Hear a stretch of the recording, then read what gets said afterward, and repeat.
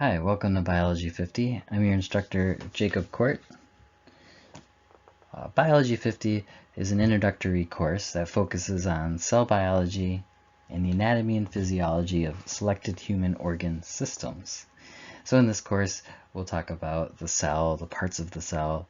We'll talk a little bit about biochemistry, and we'll finish the course talking about some of the organ systems. In Bio 51 next semester, we'll talk about the organ systems that we didn't get to discuss in this semester. This semester is divided into 4 units. In Unit 1 will be an introduction to anatomy and physiology, and we'll talk about cells and biochemistry. In Unit 2, we'll talk about the human skin and the membranes of the human body. In Unit 3, we'll talk about the nervous system and our senses. And finally, in Unit 4, we'll talk about the cardiovascular and respiratory systems. At the end of each unit will be a test, with the exception of Unit 4, which will be followed by the final exam. On these slides, we'll talk about Chapter 1, the basics of the human body and anatomy and physiology.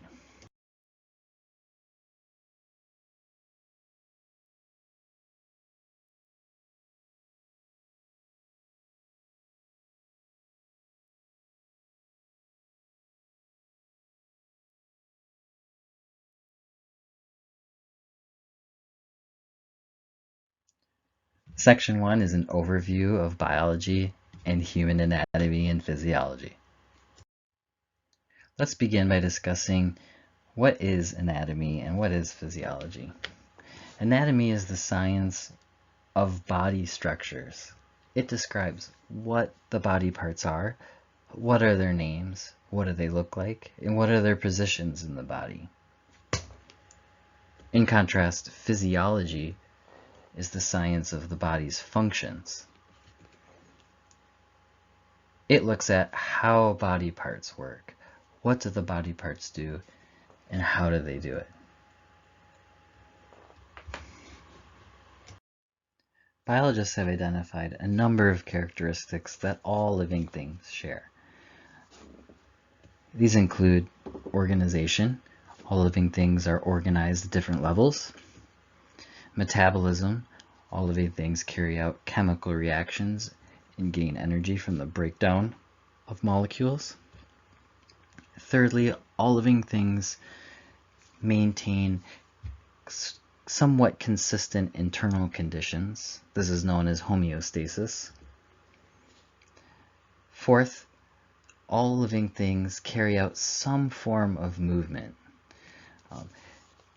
Animals have muscles and can perform full body movements.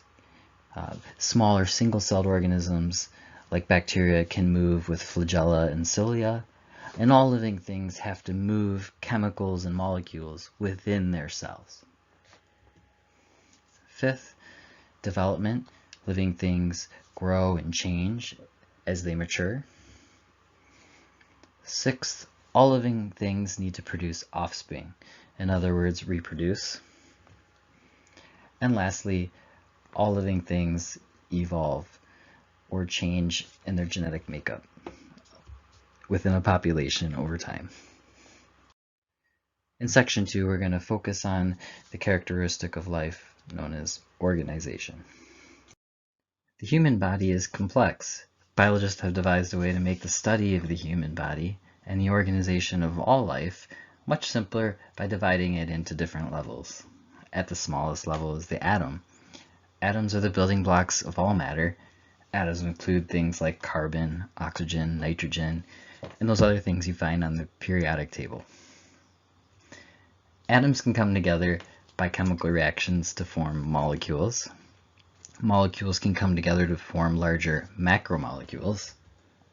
In fact, there are 4 macromolecules that life is composed of. And those 4 macromolecules are carbohydrates, proteins, lipids, and nucleic acids. The macromolecules come together to form mini organs that are found inside of our cells. These are called organelles. Organelles include the Golgi apparatus and mitochondria. You might have learned about them in a previous biology class. Organelles come together to form cells. Cells are the smallest living unit of life. In other words, if it's not a cell, it's not alive. Many different types of cells can come together, work together to perform a function, and that's what we refer to as tissues. For example, our bone is a tissue, and it's composed of several different types of cells, including osteoblasts and osteoclasts. Various different tissues can work together, come together to carry out a function, and we would call a structure like that an organ. For example, your brain is an organ composed of several different types of tissue, including nervous tissue and connective tissue.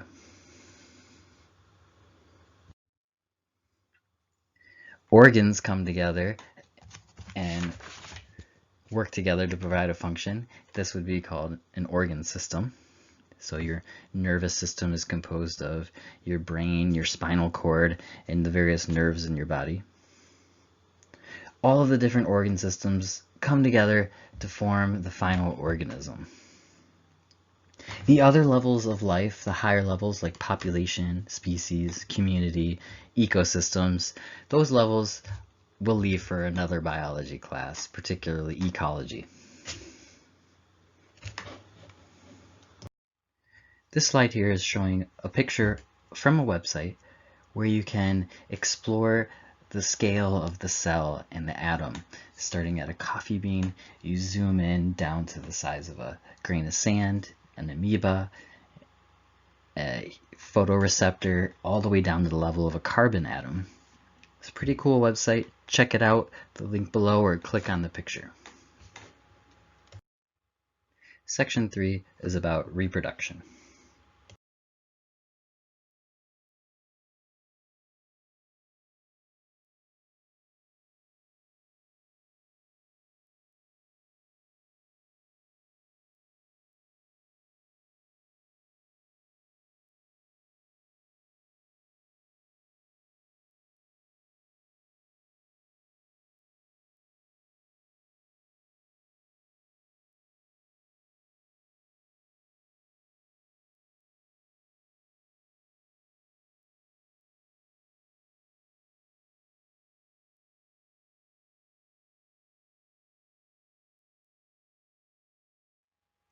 Let's briefly outline the human reproductive life cycle.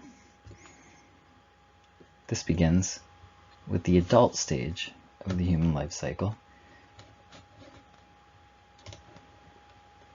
As adults, we produce reproductive cells, collectively known as gametes. The male gamete is known as the sperm cell, and the female gamete is the egg. These cells are produced by a type of cell division known as meiosis or meiosis.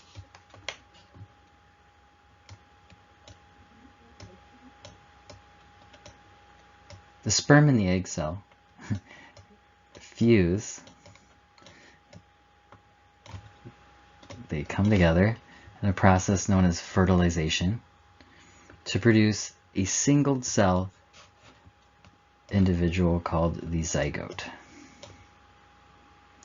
The zygote undergoes a process of cell division known as mitosis to form the embryo. So the cells of the zygote divide.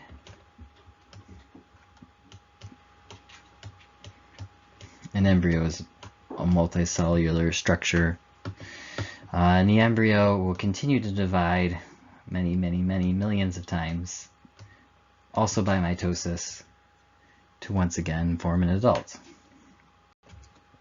In a nutshell, that's the life cycle of a human. In section 4, we're going to focus on the very basics of development. Development is divided into a number of different processes. For this course, the processes that I'd like you to know are growth and differentiation. Growth is an increase in the size of the body, the organs, or tissues of an organism. It's usually due to an increase in the number of cells, or it can be due to an increase in the size of those cells.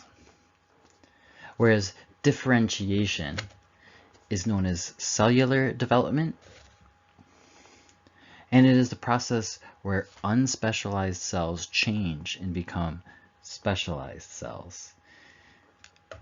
So for example, in our bone marrow, we have stem cells called precursor stem cells, and they develop or specialize into red blood cells. There are just a few stages of human development that I'd like you to know. Human development, you can say, begins with the production of a zygote when the egg is fertilized by the sperm cell. The zygote will divide and develop into an embryo. This is the first 8 weeks of human development. After that, an embryo develops into a fetus from week 9 until birth. Other stages include childhood, adolescence, and adulthood, but you do not need to know these stages for this class.